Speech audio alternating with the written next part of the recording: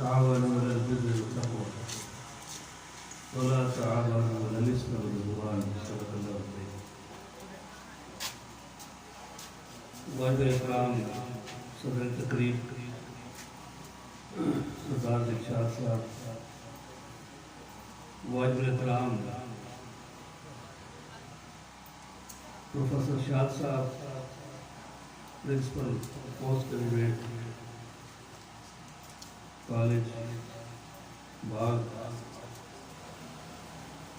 سردار زرین صاحب، آج کی اس تقریب کے میزبان اور منتظم سردار بشیر صاحب ایڈوکیٹ، سردار زرین صاحب، سردار شمریز صاحب، سردار تنویر صاحب،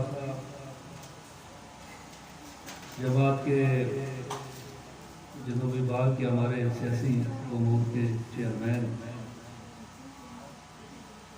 سردار ارشاد صاحب، شیر خان شہید کے برادر گرامی سردار وقار صاحب، اس مجلس کے روح رواں میرے ہم سفر مولانا ہدایت صاحب، نائب امیر جماعت اسلامی ضلع باغ، آزاد طارق صاحب، امیر جماعت اسلامی حلقہ بستی باغ، اور میرے دوست راست اور دیگر واجب احترام بزرگ بھائی،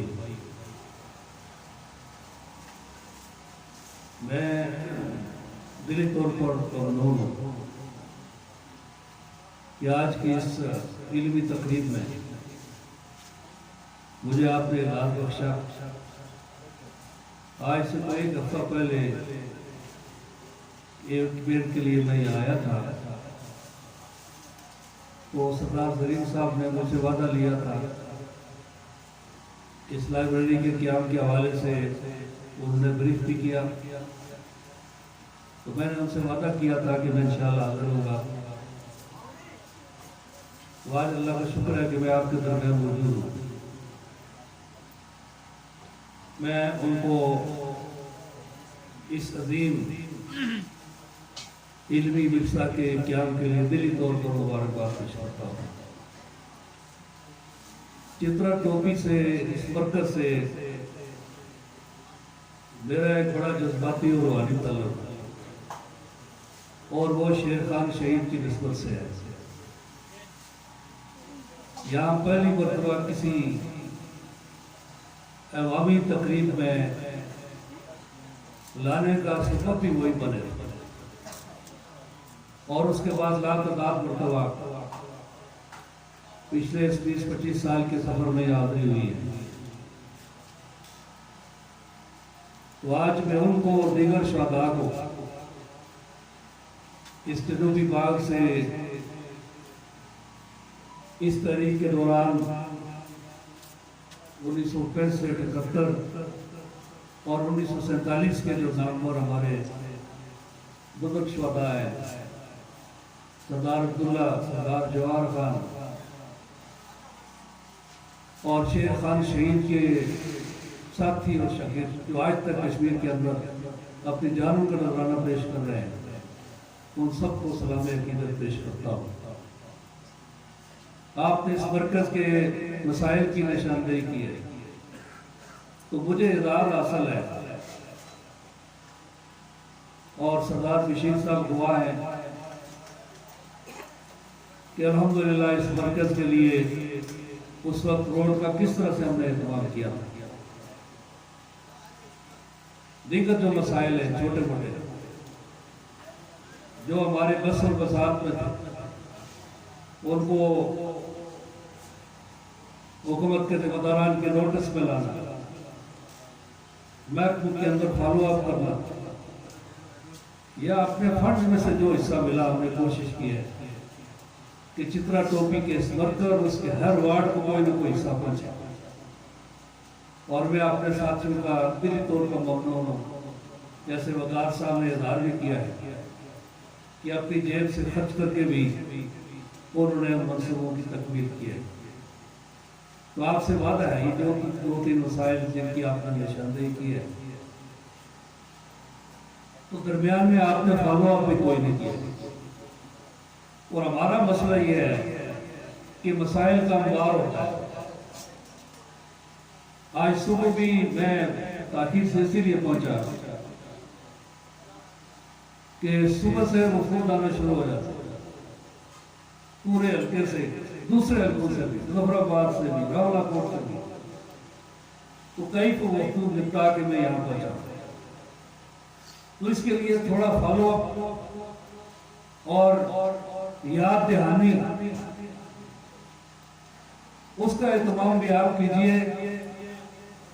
جہاں تک ترجمانی کا تعلق ہے، اسلامک کا فلور ہے، پارلیمانی پارٹی کا فلور ہے، یا ابھی جو چیئرمین پبلک اکاؤنٹس کمیٹی کی حیثیت سے جو میرا رول ہے، تو سارے محکموں کی ہم اس وقت سماعت کر رہے ہیں، ان کی کارکردگی، ان کی کمزوریوں کی نشاندہی کر رہے ہیں، اور جہاں جہاں لوگوں نے وہ مسائل کی نشاندہی کی ہوتی ہے تو ہم کوشش کرتے ہیں کہ ان کو متوجہ کے فوری طور پر ان کو مکمل کریں۔ تو یہ 3 مسائل، government college, girls high school, اور اسی طرح سے ہاسپٹل کا جو مسئلہ آپ نے پیش کیا ہے، انشاءاللہ میں اس پر فالو اپ رکھوں گا، اور ہمارے جو وزیر ہیں بھائی مشتاق صاحب، ان کو بھی کہوں گا، اور جو محکموں کے ذمہ داران ہیں ان کو بھی متوجہ کروں گا۔ جو حکومتی سطح پر پالیسی بنی ہے، اس وقت سینکڑوں سکول ہیں زلزلے سے متاثرہ جن میں کام شروع نہیں ہو سکا، اور اس میں پچھلے دور میں جب کہ سردار عتیق صاحب وزیر اعظم تھے، کچھ 56 ارب روپے جو تعمیر نو ایرا اور سرا کے پیسے تھے زرداری صاحب نے منتقل کر لیے۔ پاکستان میں فلڈ آیا یا کوئی اور وہاں پر بحران پیدا ہو، تو کئی مرتبہ ہم نے مطالبہ کیا، زرداری صاحب سے بھی ہم ملے، میاں صاحب سے بھی ہم ملے، عمران خان صاحب کے نوٹس میں بھی ہم نے لایا کہ وہ ساری رقم ہمیں یکمشت واپس کی جائے۔ تو حکومت پاکستان یکمشت واپس کرنے کی بجائے وہ اقساط سے دے رہی ہے، ہر سال 3-4 ارب روپے، جبکہ مہنگائی بڑھ رہی ہے، کاسٹ بڑھ رہی ہے۔ جو کام 1 کروڑ میں آج سے 10 سال پہلے ہو سکتا تھا، وہ آج 5 کروڑ میں بھی مکمل نہیں ہو سکتا، لیکن حکومت پاکستان دے رہی ہے۔ ہمارا فالو اپ جاری ہے کہ اس کے اندر اضافہ کریں۔ اس میں گورنمنٹ کی سطح پہ ہم نے یہ پالیسی بنوائی کہ اس میں ترجیح رکھی جائے وہ تعلیمی ادارے جو دور دراز ہیں، جہاں موسم کی شدت ہوتی ہے، اس معیار کے مطابق آپ کے یہ تعلیمی ادارے سرفہرست کرنے چاہیے۔ اور میں ذرا معلوم کروں گا کہ اگر کسی وجہ سے کسی ادارے نے پہلو طئی کی ہے تو انشاءاللہ اس کا نوٹس بھی لیں گے اور فالو اپ بھی کریں گے، اور یہ جو مسائل ہیں انشاءاللہ ان کے حل کا ہم اہتمام کریں گے۔ بجٹ میں جتنی گنجائش ہوئی اس کا بھی کریں گے، آئندہ فالو اپ بھی کریں گے، اور آپ سے بھی یہ درخواست ہے کہ آپ 3-4 سال کٹارا سلا کے بلا کے احتساب کرنے کے بجائے ذرا فالو اپ رکھیں۔ انشاءاللہ ہم حاضر ہیں آپ کی خدمت کے لیے۔ ہم نے نظام بنایا، میرا ٹیلی فون 24 گھنٹے آن رہتا ہے، میرے دستراست ہیں یہ پی آر او آزاد طارق، ان کا ٹیلی فون 24 گھنٹے آن رہتا ہے۔ بعد کے محکموں سے متعلق کوئی بھی آپ کو کام ہے، اور پھر یہاں جو ہمارے ساتھی ہیں بھائی بکار ہیں، اور اسی طرح دلشاد صاحب کراچی سے ہو کے یہاں کے مسائل کے حوالے سے ہمیں متوجہ کرتے رہتے ہیں، پروفیسر شاد صاحب ہمیں متوجہ کرتے رہتے ہیں، تو ان کے لیے بھی آپ فالو اپ رکھیں، تو انشاءاللہ اس مرکز کے مسائل کو ترجیحاً حل کرنے کی کوشش کریں۔ میں اس عظیم الشان جو ایک آپ نے صدقہ جاریہ کا کام کیا ہے، اس پر دلی طور پر مبارکباد پیش کرتا ہوں، اور اس کی بڑی ضرورت ہے۔ सरदार जरीन साहब ने बिल्कुल दुरुस्त कहा कि इस वक्त नजरियाती सरहदों की उनकी बका और तहफ़्फ़ुज़ बड़ा सवाल है और यह इल्म लोगों की जिम्मेदारी है। उसमें हमारे असातिज़ा इकराम की भी, उसमें हमारे सियासी ज़ुमा की भी, कि वो अपनी नस्ल लोगों की एजुकेशन करें, उनको बताएं कौमें और तहरीकें तबाह और फराह होने से पहले उनका बयानिया बनता है, एक इंटेलेक्चुअल बयानिया, वो फिर पूरी कौम की आवाज बनता है। ये पाकिस्तान का मतलब क्या, ला इलाहा इल्लल्लाह, ये नजरिया पाकिस्तान एक नहरी की शक्ल में पूरे बड़े सगीर में लोगों के दिल की आवाज बना, शहरी हो या देहाती हो। कायदे आज़म को उर्दू में लंबा चौड़ा खिताब नहीं कर सकते थे, वो उसके तर्जमान बने। मैं कई तारीख में हवाला पढ़ रहा था कि वो सुबह सरहद में खिताब कर रहे थे, कुछ अंग्रेजी इतनी टूटी टूटी उर्दू। वो एक पठान सहाफ़ी ने पूछा कि इनकी बातें आपको समझ आ रही हैं? उन्होंने कहा बातें तो समझ नहीं आ रही, लेकिन ये आदमी सच्चा है, जो कुछ कह रहे हैं ये सच कह रहे हैं। तो क़यादत पर एतमाद कि वो सही रहनुमाई कर रही है, और बयानियत पर एतमाद, उसके नतीजे में तहरीकें उठती हैं और कौमें मंजिल हासिल करती है। ये जो हमारा कश्मीर का अलमिया रोना हुआ 19 जुलाई 1947 को, मैं उस वक्त की क़यादत को गाजी मलक सरदार मोहम्मद इब्राहिम खान, जिसमें उनका बड़ा मरकज़ी किरदार है, अपने घर में उन्होंने इत्तेमाम किया। जब उन्होंने महसूस किया कि महाराजा के अज़ाइम भी ठीक नहीं है, अंग्रेजों के अज़ाइम भी ठीक नहीं है, और कांग्रेस महाराजा और अंग्रेजों की मिली भगत से रियासत जम्मू और कश्मीर के फितरी इलाके को रोकने की साजिश हो रही है, तो उन्होंने बरवक्त इक़दाम किया। और वो बताया करते थे, उनके साथ एक बड़ा अकीदत का ताल्लुक था, कि मुस्लिम कॉन्फ्रेंस की उस मीटिंग के लिए पूरे श्रीनगर में महाराजा ने पाबंदी लगा दी।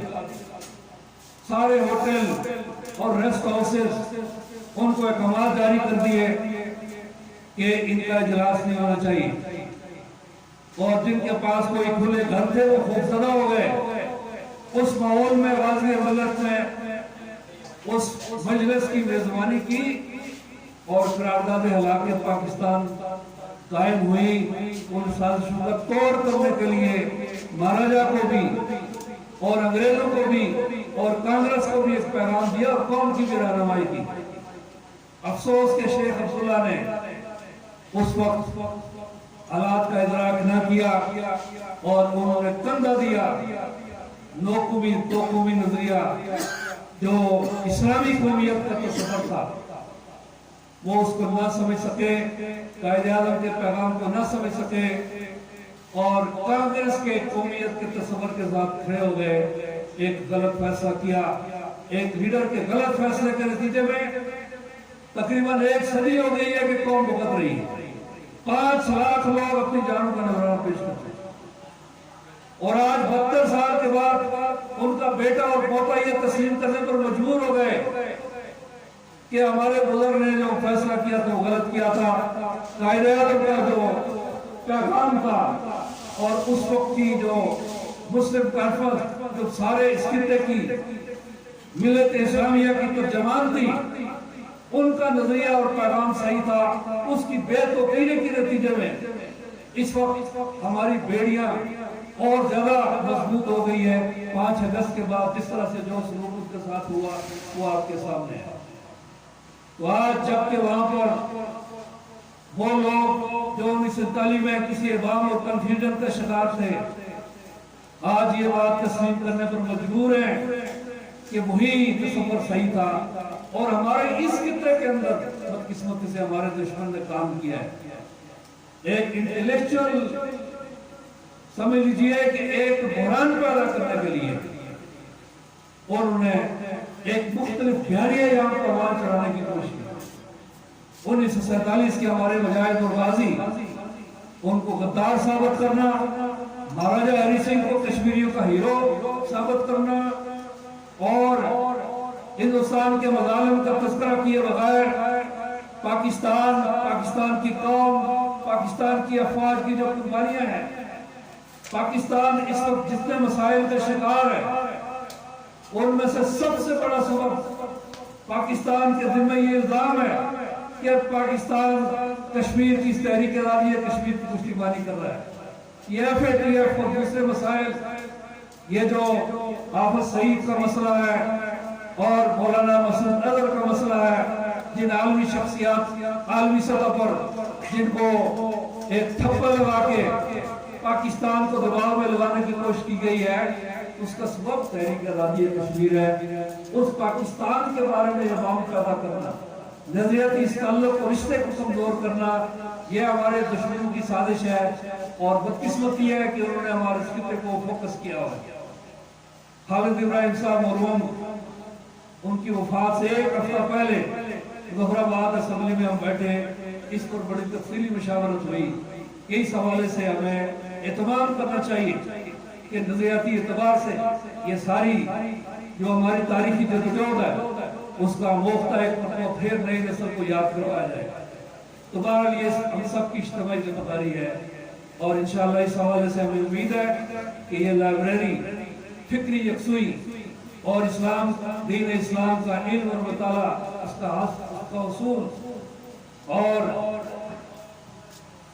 تحریک آزادی کشمیر، تحریک پاکستان اور یہاں کے سماجی مسائل اور عالمی سطح پر اس وقت امت مسلمہ کے حوالے سے جو سرگردی ہے، ان سارے حوالے سے مجھے امید ہے کہ یہاں پر ذخیرہ کتب موجود ہوگا، کمی ہوئی تو انشاءاللہ اس میں ہم بھی حصہ ڈالیں گے۔ اس حوالے سے یہ ایک بہت عظیم شان صدقہ جاریہ ہے، اس کی ہمیں تحسین بھی کرنی ہے، اور پڑھے لکھے بزرگوں سے، نوجوانوں سے اپیل ہے کہ اسے استفادہ بھی کیجیے۔ یہاں پر بالکل درست کہا گیا کہ مسلمانوں نے جو ڈنکا بجایا 1200 سال تک ساری دنیا میں ایک سپر طاقت کی حیثیت سے، اس میں جذبہ جہاد بھی تھا اور اس میں علمی بالادستی بھی تھی۔ ہلاکو خان نے جب حملہ کیا بغداد پر تو دریائے دجلہ کئی دن تک اتنی بڑی وسیع لائبریری تھی۔ اس وقت یہ چھاپے خانے نہیں تھے، کلمی وہ سیاہی سے لکھا جاتا تھا، تو وہ جو کتابوں کی سیاہی تھی اس سے دریائے دجلہ سیاہ ہو گیا تھا۔ یہ جو ہمارا علمی ورثہ ہے، وہ جو علامہ اقبال نے کہا تھا کہ جو اپنے بزرگوں کے اسلاف کی کتابیں دیکھیں، یورپ میں تو دل ہوتا ہے سپارہ۔ آج بھی حضرت عثمان جس قرآن کی تلاوت کرتے وقت شہید ہوئے تھے، وہ ہمارے پاس نہیں ہے، وہ فرانس کی لائبریری سے آپ کو ملے گا۔ میثاق مدینہ کی جو اوریجنل کاپی ہے، وہ مسلم دنیا میں نہیں ہے، وہ جرمنی کے اندر ہے۔ اس علمی ورثے کے وارث وہ بن گئے، اور اس کی بنیاد پر آج وہ دنیا کی ایک غالب تہذیب کے لمبردار ہے۔ اور پھر یہودیوں کی مثال، یہاں دنیا میں 1.5 ارب سے زیادہ ہے، اور ساری دنیا میں یہودی 2 کروڑ سے زیادہ نہیں ہے۔ اس وقت دنیا میں جتنے نوبل پرائز لیے گئے ہیں، ان میں سے 80% یہودیوں نے لیے ہیں۔ اس وقت دنیا میں جتنے کوئی معیاری علمی ادارے آپ کو ملیں گے، وہ یہودیوں کے قائم کردہ ہے۔ دنیا کے جتنے بڑے بڑے معاشی ادارے ہیں، وہ یہودیوں کے قائم کردہ ہے۔ یہ آپ کا CNN اور آپ کا فاکس نیوز، دنیا کا الیکٹرانک پرنٹ میڈیا، یہ ٹائمز اور نیو یارک ٹائمز اور نیوز ویک، یہ جو بین الاقوامی سطح پر میگزین ہیں، الیکٹرانک اور پرنٹ میڈیا جو ساری دنیا میں رائے عام بناتے ہیں، ان کے ایڈیٹرز یہودی ہیں، ان کے مالکان یہودی ہیں۔ آپ میں سے جو لوگ گئے یورپ کے اندر، وہاں پر بڑے بڑے چینز ہیں، یہ ڈپارٹمنٹل سٹورز کے، وہ سارے جتنے چینز ہیں بین الاقوامی چینز، ان کے مالک یہودی ہیں۔ اور یہ مقام انہوں نے بس علمی بنیاد پر حاصل کیا ہے، انٹیلیکچوئل صلاحیت کو امپروو کرتے ہوئے انہوں نے حاصل کیا ہے۔ آج پوری دنیا ان کی مٹھی میں ہے، ان کا مقابلہ کرنے کے لیے محض نعروں سے اور جلسے جلوس سے کام نہیں چلے گا، ہمیں اسے اپنے مرکز پر جمع ہونا پڑے گا۔ اور یہ جو رول انہوں نے دنیا میں متعین کیا ہے، یہ تاریخ اسلام کے مطالعے سے متعین کیا ہے کہ مسلمانوں کو کیسے عروج حاصل ہوا۔ تو ہمیں دوبارہ اپنے اس مرکز پہ جانا ہوگا، اپنی اس علمی وراثت کو بازیاب کرنا ہوگا، اور علم اور کتاب ہمارا تو وہ دین ہے، مذہب ہے جس نبی کریم صلی اللہ علیہ وسلم کی ہم امتی ہیں، جو پہلی وحی اتری ہے نبی کریم صلی اللہ علیہ وسلم پر، وہ اقرا سے شروع ہوتی ہے، پڑھیے۔ یہ پڑھنے کا جو عمل ہے یہ اللہ کا امر اور حکم بھی ہے، یہ ہمارے اوپر فریضہ بھی ہے، اور یہ کامیابی کی شاہ کلید ہے۔ اس کو اپنا وطیرہ بنائیں، اور اس میں بھی باقی کتابیں بھی پڑھنی ہیں، لیکن پڑھنے کی سب سے بڑی کتاب جو سارے علم کا خزانہ ہے، جہاں سے سارے علوم پھوٹے ہیں، وہ کیا ہے؟ وہ کتاب اللہ ہے، وہ اللہ کی کتاب ہے۔ اس کے ساتھ اپنے تعلق کا جائزہ لینا ہے کہ اس کو ہم کتنا وقت دیتے ہیں، اس کا مطالعہ اور اس کی تفہیم تفاسیر کے مدد سے اس کا فہم حاصل کرنا، اس کے حقوق کی ادائیگی، تلاوت بھی اس کا حق ہے، ادب و احترام بھی اس کا حق ہے، اس کا فہم اور پیغام حاصل کرنا بھی اس کا حق ہے، لیکن اس کا سب سے بڑا حق کیا ہے کہ اس کے پیغام کو ہم دوسروں تک پہنچائیں اور اس کے نظام کو ہم نافذ کریں۔ یہ اتفاق ہے کہ آج آپ نے جو مجلس منعقد کی ہے تو کل 10 محرم الحرام ہے، اور ساری دنیا کے اندر امام حسین رضی اللہ تعالیٰ عنہ کو خراج تحسین، خراج عقیدت پیش کرنے کے لیے مجالس منعقد ہوئی۔ یکم محرم الحرام کو حضرت عمر ابن خطاب رضی اللہ تعالیٰ عنہ کا یوم شہادت ہے، اس حوالے سے بھی تقاریب منعقد ہوئی۔ تو میں اس تقاریب منعقد کر کے نہیں رہ جانا، بلکہ حضرت عمر خطاب وہ شخصیت جس کے بارے میں نبی کریم صلی اللہ علیہ وسلم نے فرمایا کہ میرے بعد اگر کوئی نبی ہوتا تو وہ عمر خطاب ہوتے، اور جن کے بارے میں ناتعداد مقامات پر ان کی مشاورت کی تائید میں اللہ کی وحی نازل ہوئی، جو جب دائرہ اسلام میں داخل ہوئے تو مکہ کے اندر بھی مسلمانوں کی تقویت کا ذریعہ بنے، اور جنگ اور جہاد اور دعوت کے عمل میں بھی نبی کریم صلی اللہ علیہ وسلم کی آپ کے دست بازو بنے، اور جب خلافت کا منصب آپ کو ملا تو آج ساری دنیا جو ویلفیئر اسٹیٹ، جو ایک جس کو کہتے ہیں کہ سوشل ویلفیئر اسٹیٹ، ایک ایسی ریاست جو شہریوں کے جان اور مال کی تحفظ، جس کے بارے میں آپ نے فرمایا کہ دریا کے کنارے کتا بھی موتا مرے، اس کی بھی بات خلیفہ سے ہوگی۔ تو اس تصور کی بنیاد پر آج یورپ میں ویلفیئر اسٹیٹس قائم ہیں۔ میں ناروے میں گیا، ناروے یورپی ممالک میں وہ ملک ہے جو سوشل سیکیورٹی کے نام پر اپنے شہریوں کو سب سے زیادہ حقوق دے رہا ہے۔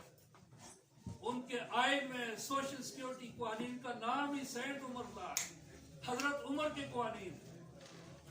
تو اس عظیم خلیفہ کو ان کو ہم سلام عقیدت پیش کرتے ہیں، جس نے بیت المقدس کو فتح کیا۔ آج وہ قبلہ اول ایک مرتبہ پھر ہمارے یہودیوں کے قبضے میں ہے، اور آج اس کے محافظ و عرب حکمران وہ اسرائیل کے ساتھ سمجھوتے کر رہے ہیں، وہ ہمارے لیے لمحہ فکری ہے۔ تو وہ جو تصور تھا ایک فلائی اسلامی ریاست کا، اسی کی بنیاد پر یہ پاکستان قائم ہوا، اسی کی بنیاد پر اس خطے میں ہم نے تحریک چلائی اور شہداء نے اپنی جانوں کا نذرانہ پیش کیا، اور ہم آزادی کی نعمت سے برخوردار ہوئے۔ تو میرے بھائیوں، حضرت عمر خطاب کی شہادت کو بھی یاد کرنا ہے، ان کے مشن کی تجدید کا عہد کرنا ہے کہ اس پاکستان کو جس بنیاد پہ ہم نے قائم کیا تھا۔ عمران خان صاحب تشریف لائے تھے مظفر آباد، تو میں نے میٹنگ میں بھی ان سے گزارش کی، اور اسمبلی کے خطاب میں بھی میں نے کہا کہ آپ جس مدینہ کی ریاست کی حیا کی بات کرتے ہیں اس کے خمیر میں ہے پھیلنا. آپ نے نقشے میں کشمیر شامل کیا. اگر یہ حقیقی مدینہ کی ریاست ہوگی تو یہ دائیں اور بائیں پھیلے گی. ہندوستان کے اندر سے پاکستان برآمد ہوگی انشاءاللہ. اور بعید نہیں ہے کہ بنگلہ دیش کے اندر ایک مرتبہ پھر تحریک چلے. دانشوروں کا ایک بہت بڑا گروہ ہے برطانیہ کے اندر. جب بھی ہم وہاں جاتے ہیں ان سے ملاقات ہوتی ہے. وہ آج بھی اپنے آپ کو بنگلہ دیشی نہیں کہتے, وہ کہتے ہیں مشرقی پاکستانی ہے. اور ہم ایک مرتبہ پھر اس کا اعلان کریں گے پاکستان کے ساتھ. پاکستان کو جب وہ پوزیشن حاصل ہوگی کشمیر کی آزادی کے ساتھ اور جو اس کی اسٹریٹجک پوزیشن ہے اس کے ساتھ, جب یہ اسلامی فلاحی معاشرہ بنے گا تو ساری دنیا کا رجوع ہوگا اور اس کی صنعتیں پھیلیں گی. یہ ہم سب پر قرض ہے کہ کشمیر کی آزادی کی جدوجہد کو ملک کی جان تک پہنچائیں اور اس خطے کو حقیقی اسلامی فلاحی ریاست کے اندر ڈالیں. امام حسین کو ہم خراج عقیدت پیش کرتے ہیں. امام حسین کی شہادت کا فلسفہ کیا ہے؟ یزید کوئی کافر نہیں تھا, ایک بڑے صحابی کا بیٹا تھا. یزید کے دور میں صحابہ کرام بھی تھے, یزید کے دور میں تابعین بھی تھے, تبع تابعین بھی تھے, مفسرین اور محدثین بھی تھے.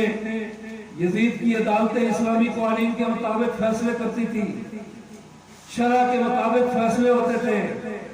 اور اسلامی اقدار نبی کریم صلی اللہ علیہ وسلم کا قربت کا دور تھا, وہ موجود تھی. لیکن اس کے باوجود خانوادہ نبوت نے کیوں اپنی گردنیں کٹوائی ہیں؟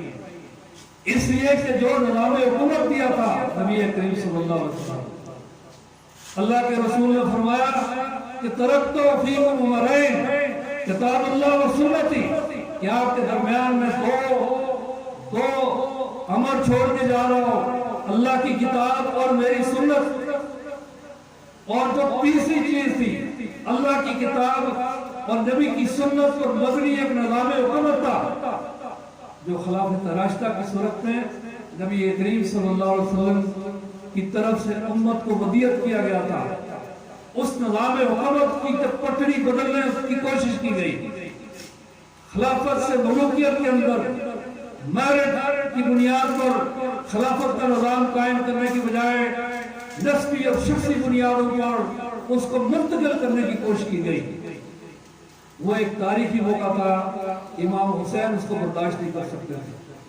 ان کو معلوم تھا کہ اس کا نتیجہ کیا ہوگا, لیکن انہوں نے اپنی گردن بھی کٹوائی. اور خانوادہ رسول جس طرح سے وہ ان کو بدبختوں نے بے توقیر کیا اور جس طرح سے ان کی شہادتیں ہوئیں, وہ تفصیلات پڑھیں تو رونگٹے کھڑے ہوتے ہیں.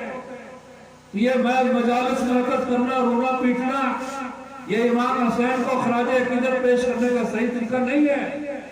صحیح طریقہ یہ ہے کہ امام حسین نے جس مقصد کی خاطر قربانی دی وہ خلافت علی منہاج نبوت, اس نظام کو دوبارہ قائم کرنا, اور اسی کی خاطر پاکستان قائم ہوا ہے. اسی کی خاطر کشمیر کے لوگ اس وقت قربانی دے رہے ہیں. اسی کی خاطر فلسطین کے لاشیں تڑپ رہے ہیں. اسی کی خاطر افغانستان کے مجاہدین نے قربانی دی اور دنیا کی سپر طاقت کے لاؤ لشکر کو پلٹنے پر مجبور کر دیا, عراق اور یمن اور ساری دنیا میں. اور وہی تحریک ہے جو بنگلہ دیش میں آپ کو نظر آئے گی, جو مصر میں نظر آئے گی. پوری امت مسلمہ اور اس کی پشتیبان اسلامی تحریکیں خلافت کے اس نظام کے احیاء کے لیے کوشش کر رہی ہیں. تو میرے بھائیوں, یہ خلافت کا احیاء, یہ اسلامی نظام کا نفاذ, یہ پاکستان کا مطلب کیا, لا الہ الا اللہ, اس کی عملی تعمیر, اس خواب کی عملی تعمیر کا تعین, یہ ہمارا دینی فریضہ ہے, یہ ہمارا ایمانی فریضہ ہے. اس پر ہم عمل پیرا ہو گئے, اس کے نتیجے میں دنیا اور آخرت میں ہمیں فلاح ملے گی انشاءاللہ. پاکستان بھی مکمل ہوگا, کشمیر بھی آزاد ہوگا اور ہمارے انفرادی مسائل بھی حل ہوں گے. دیکھیے ترکی کا محاصرہ ہو گیا. طیب اردگان کو ہم سلام پیش کرتے ہیں کہ اس نے جس طرح سے کشمیر پر ہماری ترجمانی کی. عرب حکمران سرنڈر ہو گئے, لیکن وہ فلسطینیوں کا پشتیبان ہے.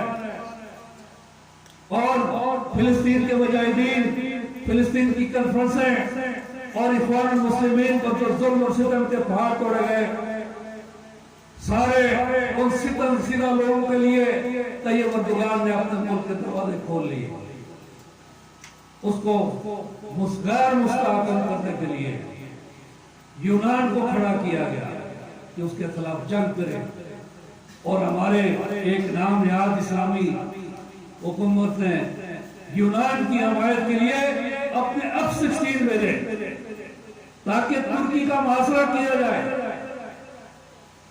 لیکن اللہ نے طیب اردگان کی مدد کی اور گیس اور تیل کا اتنا بڑا ذخیرہ اس کو دے دیا کہ ترکی آئندہ اس محتاجی سے ختم ہو جائے گا، نکل جائے گا۔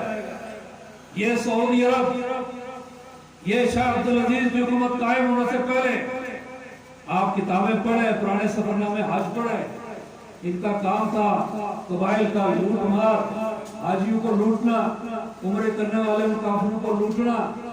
وہاں پر خلافت کا نظام قائم نہیں ہوا، لیکن شریعت کا نظام انہوں نے قائم کیا۔ نظام کے قیام کے ساتھ، اور اس سے پہلے صورتحال کیا تھی کہ حج کے لیے چندے ہوتے تھے برے صغیر میں۔ برے صغیر میں ایک کمیٹی بنی ہوئی تھی علامہ اقبال کی سربراہی میں، جو چندہ کرتی تھی ہر سال حج کے لیے، اور وہ ان کو بھیجتی تھی سعودی عرب کے حکمرانوں کو۔ لیکن جب انہوں نے شریعت کا نظام نافذ کیا تو تیل کے کنویں اور چشمے وہاں پر جاری ہو گئے، اور وہ انگریز ساری دنیا سے، جتنے دنیا کے ممالک ہیں، وہاں کے مزدور اور انجینئر آپ کو سعودی عرب کو ملیں گے۔ تو اللہ نے ہمارے پاس بھی خزانے چھپائے ہوئے ہیں، ان پہاڑوں میں خزانے ہیں، ان صحراؤں میں خزانے ہیں، وہ خزانے واشگاف ہوں گے انشاءاللہ جبکہ اس نظام کو نافذ کریں گے جس کی خاطر ہم نے اس ملک کو حاصل کیا۔ تو میرے بھائیوں اور بزرگوں، اس عظیم مشن کی تکمیل یہ ہماری ذمہ داری ہے، یہ ہمارے شہداء کا ورثہ ہے، یہ ان کا قرض ہمارے کندھوں پر، اس کی بجاوری کے لیے ہم نے اپنی ذمہ داری کو ادا کرنا ہے۔ اور جو ایک آخری مارکہ جس طرف نریندر مودی صورتحال کو لے جا رہا ہے، انشاءاللہ ہمیں امید ہے وہ مارکہ بھی ہم جیتیں گے، لیکن اسی میدان کارزار یہ خطہ بننے والا ہے، اس کے لیے ہم نے تیاری کرنی ہے۔ الیکشن اور سیاست کے بعد کی چیزیں ہیں، ہمارے لیے سب سے بڑا محاذ کشمیر کا محاذ ہے۔ کشمیر آزاد ہوگا اور وہاں وہ تحریک کامیاب ہوگی۔ ہم نے اپنے دوستوں کو بھی کہا جن کا اوڑھنا بچھونا ہے یہ سیاست، کہ اگر کشمیر کی تحریک کو نقصان پہنچا تو یہ آپ کے 5,000 مربع میل پر یہ جو ریاست کا سٹیٹس ہے جس میں آپ عیاشی کر رہے ہیں، جس میں صدر بھی ہے اور وزیر اعظم بھی ہے، اور جس میں پارلیمنٹ ہے اور سپریم کورٹ ہے، اور جس میں یہ سارے گچھریاں موڑا رہے ہیں، پھر اس کی بساط ختم ہو جائے گی۔ تو اس لیے بھار صورت ہم نے اس بات کو جیت رہا ہے اور اس میں اپنی ذمہ داری کو ادا کرنا ہے۔ یہ اسی صورت میں ممکن ہوگا کہ شیر خان شہید کے مشن اور وہ جو کشمیر کے اندر شاد ہوا ہے، وہ جو سید علی گیلانی 92 سالہ وہ بزرگ ایک نوجوان کی للکار کے ساتھ جب بھی اسے وہ موقع ملتا ہے تو وہ پیغام دیتا ہے، اس کی صدا کے ساتھ اپنی صدا کو بلند کر رہا ہے۔ اللہ ہمارا امیر ناصر ہو، وآخر دعوانا الحمدللہ رب العالمین۔ اس پروگرام کے انشاءاللہ میں 10,000 کی کتابیں جو اسلامی لٹریچر ہے، تفہیم القرآن، اور جس کی نشاندہی کریں گے انشاءاللہ، اس کا بھی ہم اہتمام کریں گے۔ اور آپ حضرات سے بھی جو مخیر ہے، آپ سے یہی اپیل ہے کہ آپ یہ ایک صدقہ جاری ہے، جب تک کہ آپ کی کتاب سے کوئی استفادہ کرے گا تو آپ کو برابر اس کا اجر ملتا رہے گا۔ اس صدقہ جاری ہے میں اپنا حصہ ضرور ڈالیں۔ وآخر دعوانا الحمدللہ رب العالمین۔ انتہائی واجب الاحترام چیئرمین تبلیغ